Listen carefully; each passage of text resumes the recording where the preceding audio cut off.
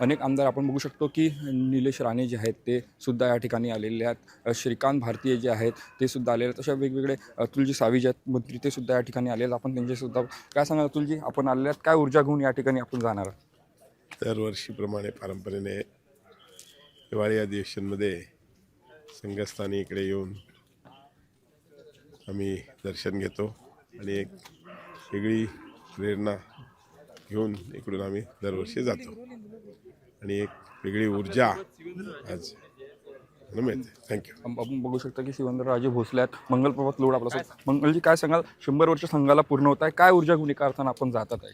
आणि हा एक प्रेरणास्थळ आहे, मंदिर आहे, तीर्थस्थान आहे. आम्ही सर्वजण इथे येऊन दरवर्षी नवीन ऊर्जा नवीन प्रेरणातून पुढे जाता.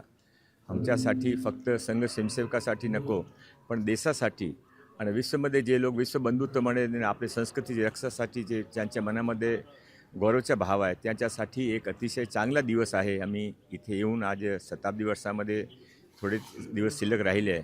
देशासाठी एक आनंदाची गोष्ट आहे, आमच्यासाठी पण आनंदाची गोष्ट आहे. आपण जर बघितलं असेल तर महायुतीतले सेनेतले सुद्धा आमदार आलेले आहेत, तर राष्ट्रवादीतले आमदार आलेले नाही आहेत. मागील वेळी बघितलं असेल 2 आमदार येऊन गेले होते. यंदा काय पॉलिटिकलची गरज नाही, आता आनंद घ्यावा. आपण बघू शकता की मंगलप्रभात लोढा सुद्धा या ठिकाणी आलेले आहेत. आणि हळूहळू जे आपण बघितलं असेल तर स्मृती मंदिर परिसरात जे आहे ते मोठ्या प्रमाणात जे आहे ते आमदार यायला सुरुवात झालेली आहे.